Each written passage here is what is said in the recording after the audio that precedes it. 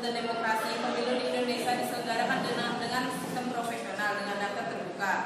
Memang ini merupakan kombinasi antara profesional dengan sistem distrik. Namun pada kenyataan, tetap saja sistem pemilihan ini telah memicu fragmentasi partai dan timbulnya partai-partai baru sehingga lahirnya sistem multipartai di Indonesia. Terus digunakan sistem multipartai yang plural ekstrim yang sekarang ini berlaku di Indonesia. Di satu sisi terdapat nilai positifnya, yaitu dengan banyaknya partai maka kesempatan untuk berkumpul, berpendapat dan berserikat lebih bebas. Terus kondisi itulah yang membuat digagasnya sebuah upaya penyederhanaan sistem multipartai di Indonesia, yaitu dengan memberlakukan ambang batas atau trigger, electoral trigger, baik dalam pasal 1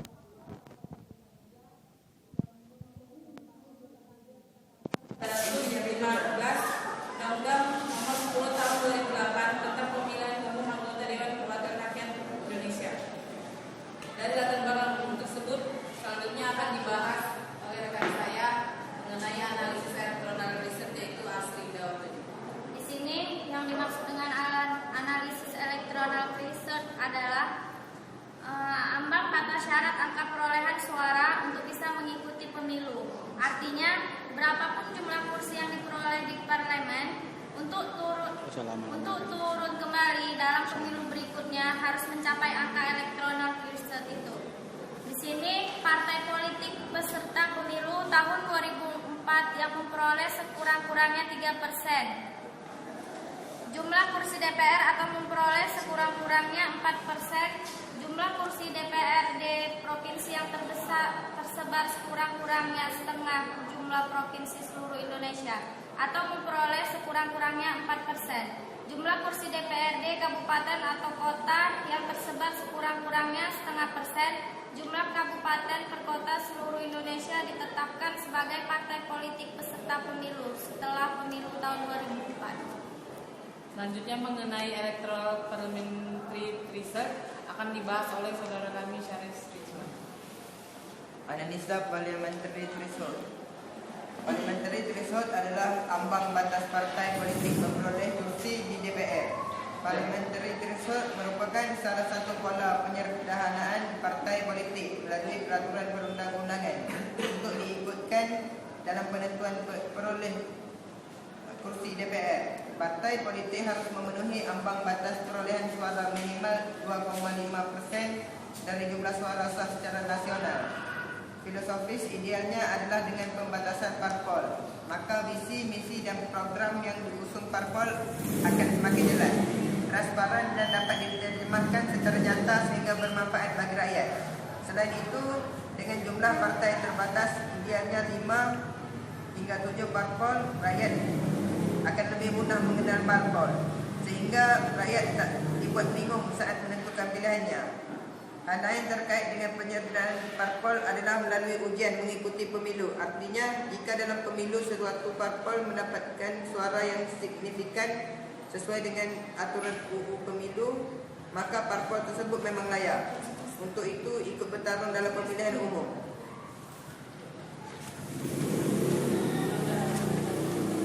Parliamentary threshold dinilai akan lebih efektif dalam menyederhanakan partai secara natural dan tidak melanggar hak berserikat yang dimiliki setiap warga negara Indonesia. Parliamentary threshold dinilai lebih efektif mengurangi jumlah partai politik peserta pemilu kerana jelas punishmentnya partai politik yang tidak mampu mencapai ambang batas yang telah ditetapkan tidak diperbolehkan untuk mengirimkan wakilnya di parlimen. Hak rakyat untuk membuat partai politik dan hak politik untuk ikut pemilu. Tetapi untuk masuk ke parlimen ada mekanisme yang harus ditempuh, iaitu parliamentary threshold.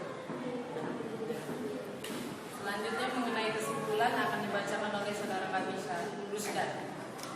Jadi kesimpulannya di sini bahawa terdapat analisa korelasi antara electoral threshold dan parliamentary threshold dengan kemungkinan penerapan sistem distrik ini dalam upaya penyederhanaan partai politik melalui indikator threshold. Maka dapat disimpulkan antara electoral threshold dan parliamentary threshold dengan kemungkinan penerapan sistem distrik ini dalam upaya penyederhanaan partai politik. Keduanya mempunyai tujuan akhir yang sama, yaitu penyederhanaan partai politik melalui pemilu. Ya. Oke, sedemikianlah hasil pemaparan makalah kami. Baik kedua rekan yang mau bertanya, silakan. Ya, assalamualaikum warahmatullahi wabarakatuh. Waalaikumsalam warahmatullahi wabarakatuh. Di sini saya akan menjelaskan menurut saudara ataupun saudari Mahala, apa sih keuntungan dari sistem pemilu yang distrik dan proporsional ini seperti apa? Coba saudara Mahala jelaskan.